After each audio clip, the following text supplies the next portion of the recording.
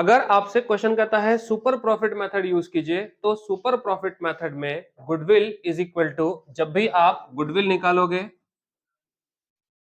तो इस मेथड में गुडविल इज इक्वल टू होता है super profit into number of year purchase.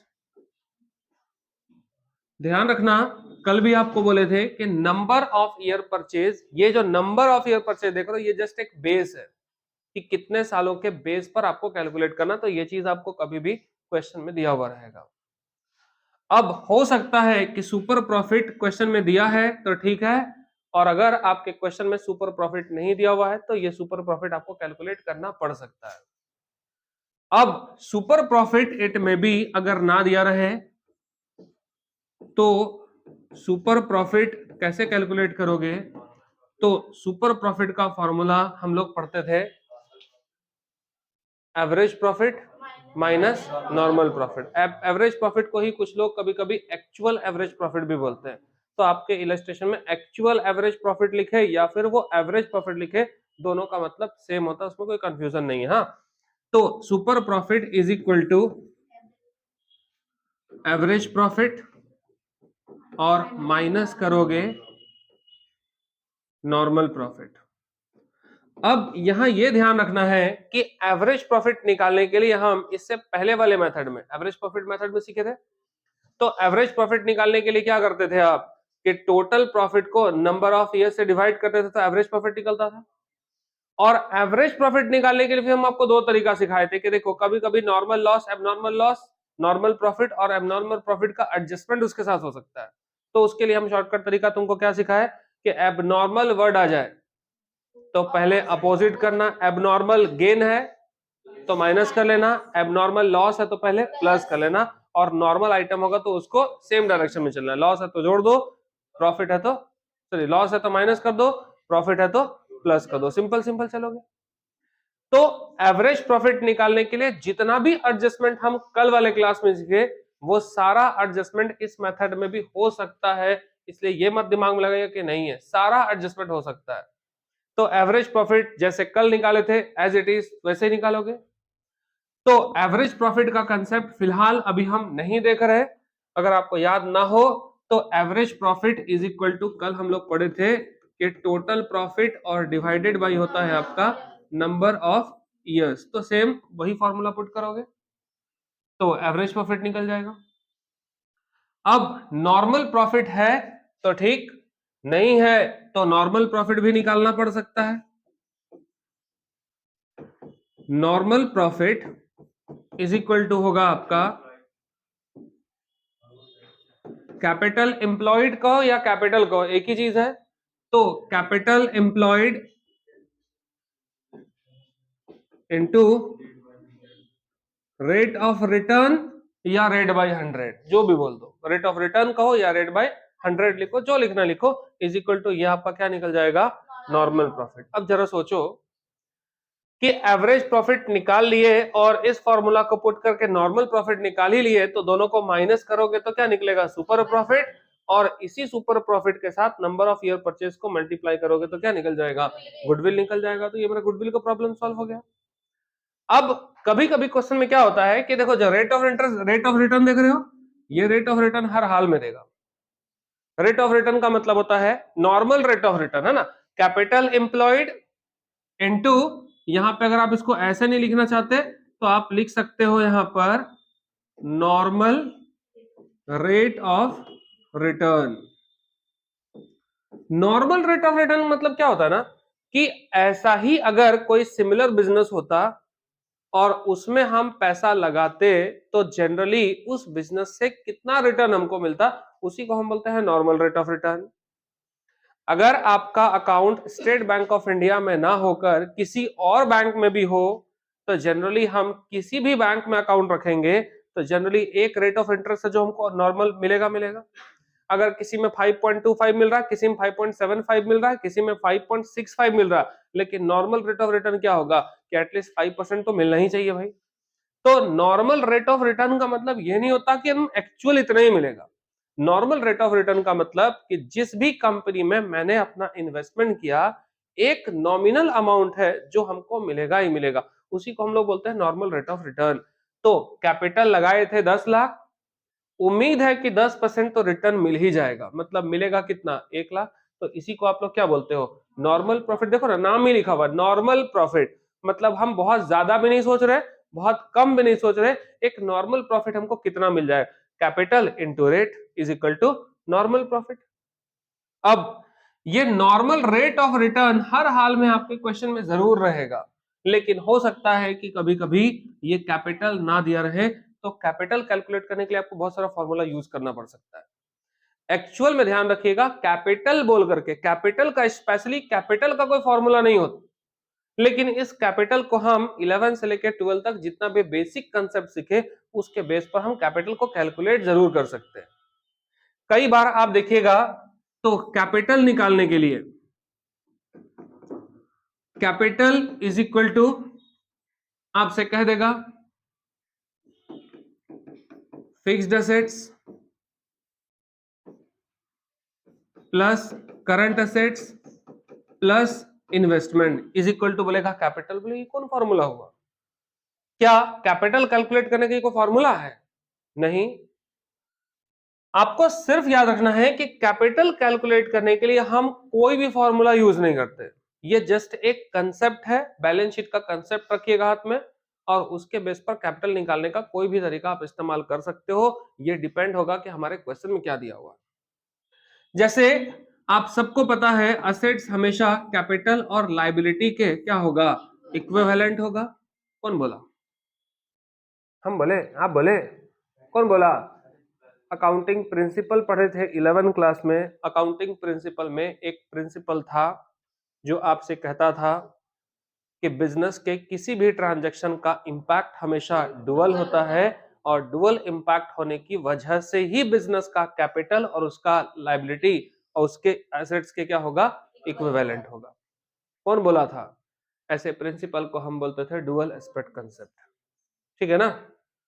और डुअल एस्पेक्ट ही क्या कहता था, असेट्स हमेशा कैपिटल और लायबिलिटी के बराबर होगा, होता था।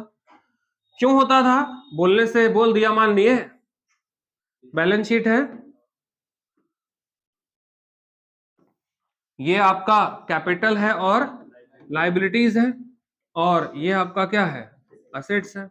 जरा सोचो, अगर हम बैंक से लोन लेंगे 50,000 का, तो मेरा लायबिलिटी बढ़ा, तो सिर्फ लोन आया और कुछ नहीं आया, मिला क्या हमको, कैश मिला होगा, यानी बैंक बैलेंस मिला होगा। तो जितने का लोन बढ़ रहा है उतना ही तुम्हारा बैंक बैलेंस क्या हुआ होगा, बढ़ गया होगा। इसका मतलब कि जितना आपका लोन बढ़ रहा है उतना ही आपका क्या बढ़ रहा है, असेट्स भी, बैंक बैलेंस भी बढ़ रहा है। मतलब आप क्या देख रहे हो कि आपका लायबिलिटी इज इक्वल टू आपका क्या हो गया, असेट हो गया। इसी तरह से अगर कैपिटल लगाए थे 5 लाख का, तो कैपिटल लगाए, तो कैपिटल बिजनेस की लायबिलिटी होता है, तो कैपिटल में लगाए क्या होंगे, कैश लगाए होंगे। तो ऑब्वियसली यही आपके बैंक बैलेंस को बढ़ा रहा होगा या फिर कैश में बढ़ा रहा होगा।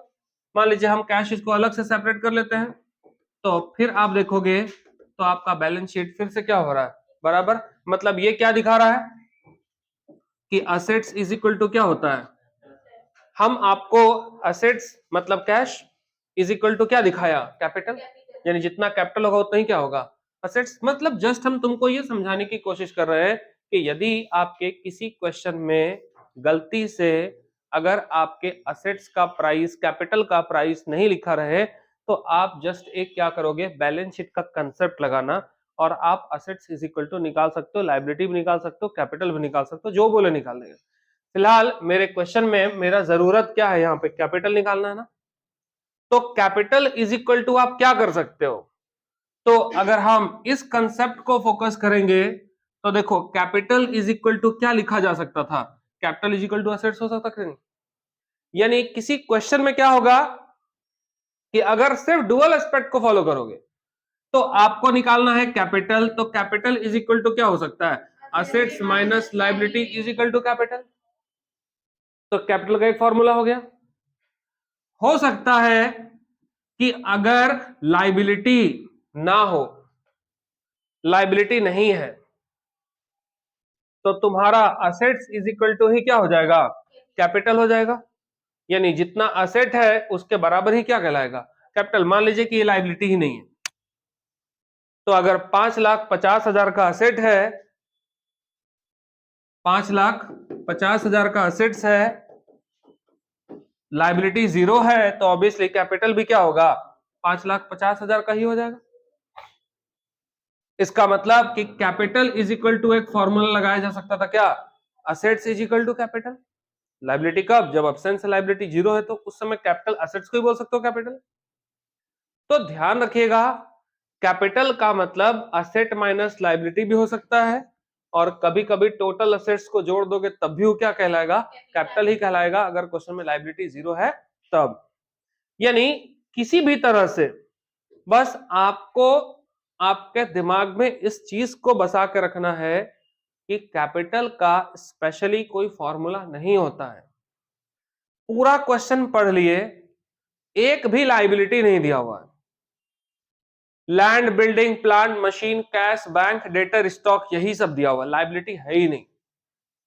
अब तुमको निकालना है कैपिटल, तो तुम क्या करोगे, land, building, plant, machine, stock, debtor सबको जोड़ देना, तो क्या निकल जाएगा तुम्हारा, टोटल असेट्स। अब वही टोटल असेट्स एज्यूम क्या कर लोगे, कैपिटल, क्योंकि लाइबिलिटी है ही नहीं, तो वही कैपिटल हो गया। तो कैपिटल निकालने का कोई भी स्पेशल फॉर्मूला नहीं होता, आप अपने क्वेश्चन के रिक्वायरमेंट के अकॉर्डिंग आप कैपिटल निकाल सकते हो बहुत इजीली। इससे ज्यादा और कुछ तो हमको आता नहीं है बाबू। बाकी आप ही देखिएगा, कुछ वैसा हो, कुछ अलग से तजुर्बा वाला बात, तो तुम ही बताना। इससे ज्यादा कुछ नहीं है। हाँ, तो गुडविल निकालने के लिए हम लोग क्या किए, जैसे ही आप गुडविल निकालने गए तो super profit into number of year purchase, ये नंबर ऑफ ईयर परचेज तो हर हाल में दे देगा, मल्टीप्लाई करोगे सुपर प्रॉफिट से गुडविल निकल जाएगा। सुपर प्रॉफिट नहीं दिया तो average profit minus normal profit is equal to super profit. अब ये दोनों दिया है तो माइनस करोगे, नहीं दिया है तो दोनों को निकाल लोगे।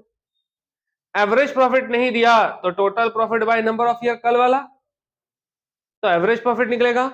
Normal profit is equal to होता है capital into rate of return. Rate of return दिया रहेगा, ये आपको हर हाल में क्वेश्चन में मिलेगा। कैपिटल दिया है तो ठीक, नहीं दिया है तो अभी हम आपको बताएं कि इन फॉर्मूलाज को यूज करके या इन ट्रिक को यूज करके आप क्या निकाल सकते हो, कैपिटल निकाल सकते हो। अब इससे ज्यादा तकलीफ कहां देगा। आप कहोगे सर असेट्स भी नहीं दिया, तो अब तो कुछ देगा ही नहीं, तो क्वेश्चन लिख देना, this question is wrong, please give me full marks. ऐसे हो सकता है, आप कुछ देखा ही नहीं इन्फॉर्मेशन, तो बोलेगा बनाओ, काश बना दोगे फिर कुछ। तो ये हमारे लिए हो गया सुपर प्रॉफिट मेथड का सारा टॉपिक जितना भी था। सुपर प्रॉफिट मेथड के बाद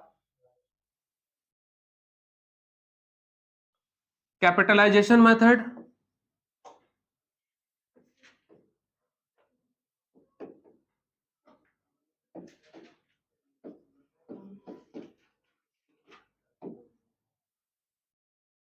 देखिए, कैपिटलाइजेशन मेथड में जब कभी भी आप गुडविल निकालेंगे, तो कैपिटलाइजेशन मेथड में गुडविल निकालने के लिए हम दो अलग अलग बेस तैयार करते हैं। ये फर्स्ट वाले दिन ही हम आपको बताए थे। फर्स्ट आपका होता है इसमें on the basis of average profit, और एक आपको मिलेगा on the basis of super profit. यानी अगर मेथड है कैपिटलाइजेशन मेथड, तो इसमें बेस है आपका एवरेज प्रॉफिट का, और इसमें बेस किसका है, सुपर प्रॉफिट का। यानी आप दोनों ही बेसिस पर तैयार कर सकते हो। क्वेश्चन सॉल्व करने से पहले ये देखिएगा खुद से कि ये किस बेस को फॉलो कर रहा है, लिखा रहेगा कहीं ना कहीं, हिंट दिया रहेगा। अगर गुडविल इज इक्वल टू निकाल रहे हो, अगर आप इसको देख रहे हो, इस वाले मेथड को, है ना, on the basis of average profit, तो उस केस में गुडविल निकालेंगे। गुडविल निकालने के लिए इसमें फॉर्मूला होगा कैपिटलाइज्ड वैल्यू ऑफ बिजनेस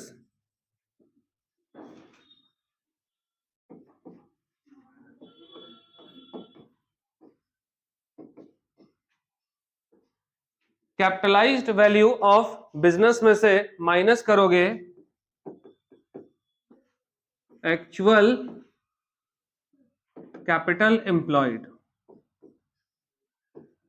यहां पे ध्यान रखना है, यहाँ एक्चुअल कैपिटल एम्प्लॉयड लिखा है या कैपिटल एम्प्लॉयड, दोनों एक ही चीज होता है। अब एवरेज प्रॉफिट को कभी कभी हम क्या बोले लिखेगा, एक्चुअल एवरेज प्रॉफिट, तो उससे कोई फर्क नहीं पड़ता, वो एवरेज ही है। यहां पे भी एक्चुअल कैपिटल एम्प्लॉयड मतलब वो कैपिटल एम्प्लॉयड। अब देखो यहां पे ये कैपिटल एम्प्लॉयड निकालने के लिए, देख रहे हो कैपिटल एम्प्लॉयड, तो कैपिटल एम्प्लॉयड निकालने के लिए अलग से कोई फॉर्मूला नहीं आना है, वही फॉर्मूला होगा जो अभी पढ़े थे हम लोग, ठीक है ना। Capital employed is equal to total assets minus liability, या total assets is equal to capital, liability absence है तो कुछ भी हो सकता है। तो ये वही चीज, वही यूज करना है तरीका जो हम अभी सीखे थे। हो सकता है ज्यादा से ज्यादा तकलीफ आपको इस क्वेश्चन में हो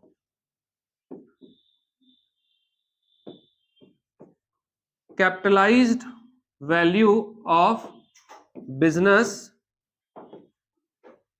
ना दिया रहे।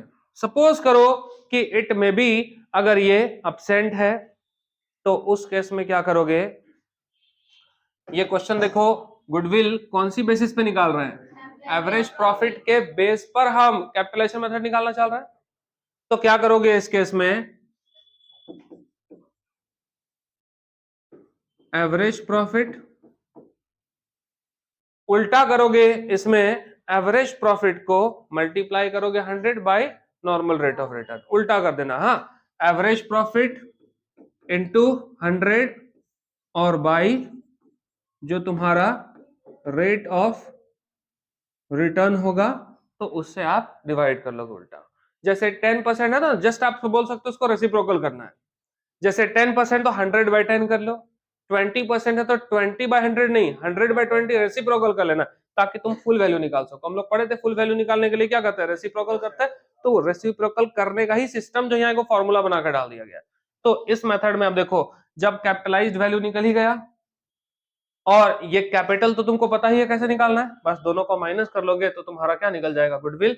और मेथड कौन सा होगा, एवरेज प्रॉफिट के बेस पर, और हम मेथड यूज कर रहे हैं कैपिटलाइजेशन। अब कैपिटलाइजेशन मेथड के बाद, कैपिटलाइजेशन मेथड में अब हमारा दूसरा टॉपिक होगा एवरेज प्रॉफिट के बाद on the basis of super profit. अगर आप सुपर प्रॉफिट का बेस निकालोगे तो गुडविल, इसका फॉर्मूला बहुत आसान है। अगर आप गुडविल निकालना चाहते हैं, मेथड कौन सा है, कैपिटलाइजेशन मेथड। कैपिटलाइजेशन में बेस कौन सा ले रहे हो, सुपर प्रॉफिट को बेस ले रहे हो, तो बहुत आसान तरीका है। इसमें फॉर्मूला यूज करोगे super profit into 100 by normal rate of return. ठीक, अब 100 तो 100 ही होता है, रेट ऑफ रिटर्न तो आपके क्वेश्चन में रहेगा जरूर। अब यहां क्या निकालना है, सुपर प्रॉफिट। अब यहां सुपर प्रॉफिट कैसे निकालोगे, तो सुपर प्रॉफिट निकालने के लिए हम हर वो हथकंडा अपनाएंगे जो भी हम सुपर प्रॉफिट मेथड यूज करने के लिए निकाले। मतलब अपने आप में ये कैपिटलाइजेशन मेथड भी है, और गलती से अगर आपको ये क्वेश्चन दे दे तो एक्चुअल में आपको सुपर प्रॉफिट का पूरा रिवीजन करवा देगा। तो 100 बाई रेट ऑफ रिटर्न, तो 100 तो 100 ही है, ये रेट ऑफ रिटर्न तो क्वेश्चन में दिया रहेगा, और सुपर प्रॉफिट दिया है तो ठीक है, तब तो सिर्फ फॉर्मूला पुट करना पड़ेगा। लेकिन सुपर प्रॉफिट अगर आपके क्वेश्चन में नहीं पता है, तो इस सुपर प्रॉफिट को कैलकुलेट करने के लिए हमको क्या करना पड़ेगा, कि अभी जो सुपर प्रॉफिट का हम पूरा फॉर्मूला, इतना जुगाड़ पड़े थे, ये सारा हथकंडा पहले निकालना पड़ेगा, फिर सुपर प्रॉफिट निकालना होगा, फिर तब जाकर के हम क्या करेंगे, यहां फॉर्मूला पुट कर पाएंगे। तो इस तरह से आप क्या बना पाइएगा, कैपिटलाइजेशन मेथड बना पाओगे। तो कैपिटलाइजेशन मेथड के बाद आप याद कीजिए, गुडविल में हम पढ़े थे, मेरा पहला मेथड कौन सा था, एवरेज प्रॉफिट, उसका दो, सिंपल और वेटेड, हो चुका था पिछले क्लास। दूसरा मेथड था सुपर प्रॉफिट, उसका एक ही मेथड, दूसरा कुछ नहीं होता, तो समझ चुके हैं। तीसरा मेथड होता है कैपिटलाइजेशन, उसको हम दो बेसिस पे बांटते थे, एक एवरेज प्रॉफिट, दूसरा सुपर प्रॉफिट के बेस पर, तो उसका हो गया दो। अब चौथा मेथड हम पढ़ते थे कौन सा वाला, एन्युटी मेथड, और एन्युटी मेथड बहुत इजीएस्ट मेथड है जो आप बड़े आराम से पढ़ सकते हो। देखो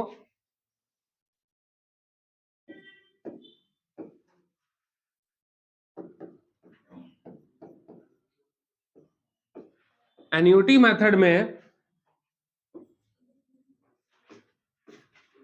जब आप गुडविल निकालेंगे तो एन्युटी मेथड में गुडविल निकालना उतना ही आसान है जितना आपके लिए एक बिस्किट खाना है। बहुत इजी सा मेथड है क्योंकि इसमें ऑलमोस्ट मान चलो सब कुछ दिया रहेगा, बहुत इजीएस्ट मेथड है। क्यों हम बोल रहे हैं, देखो इसमें गुडविल कैसे निकालोगे, तो गुडविल निकालने का फॉर्मूला होता है इसमें super profit into rate of annuity. ठीक है, मतलब गुडविल निकालना है तो super profit into rate of annuity. अब रेट ऑफ एन्युटी क्या होता है, कहां से आएगा, यहां पे देखो सुपर प्रॉफिट जानने के लिए सुपर प्रॉफिट दिया हुआ ना, तो सुपर प्रॉफिट कैसे निकालोगे, वही वही तरीका यूज करेंगे जो भी हम सुपर प्रॉफिट मेथड में यूज किए थे। हर वो तरीका जो सुपर प्रॉफिट मेथड में गुडविल जानने के लिए किए थे, सुपर प्रॉफिट निकालने के लिए हर वो फॉर्मूला यूज करोगे। अब रहा कि रेट ऑफ एन्युटी कैसे मिलेगा,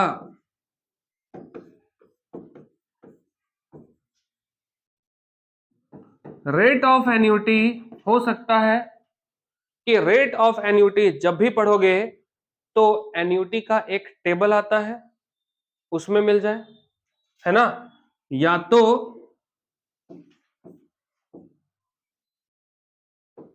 एन्युटी टेबल से आपको फाइंड आउट करना पड़ेगा, निकालने आना चाहिए आपको, और या दूसरा सबसे आसान तरीका गिवन इन क्वेश्चन। आपके एग्जाम में देखोगे तो आपके एग्जाम में रेट ऑफ एन्युटी दिया रहेगा। क्यों, क्योंकि हर क्वेश्चन के पीछे एक बड़ा सा रेट ऑफ एन्युटी का चार्ट बना देना, टेबल देना, जैसे स्टैट्स में पढ़ते थे लॉग एंटी लॉग का टेबल हुआ करता था, तो वैसे ही एक टेबल एक क्वेश्चन के पीछे फिर लॉग और एंटी लॉग का टेबल दे देना, ये पॉसिबल नहीं है। ऑलरेडी आप लोग पढ़ चुके हो रेट ऑफ एन्युटी क्या होता है, हम समझाए थे आपको जब हम हायर परचेस चैप्टर पढ़े थे, इंस्टॉलमेंट पेमेंट सिस्टम पढ़े थे, उस टाइम में आपको याद है हम लोग पढ़े थे एन्युटी। तो वही एन्युटी का टेबल अब दोबारा से बेमतलब का टाइम वेस्ट करने से फायदा है नहीं। तो जब हम हायर परचेज और इंस्टॉलमेंट पढ़ रहे थे उस टाइम पे भी हम एक एन्युटी मेथड यूज किए थे, तो उस एन्युटी मेथड को यूज करने के लिए एन्युटी का टेबल समझाए थे क्या होता है, तो वही टेबल या तो तुम देखो उस टेबल से रेट ऑफ एन्युटी ढूंढो, या तो चुपचाप तुम्हारे क्वेश्चन में दिया रहे।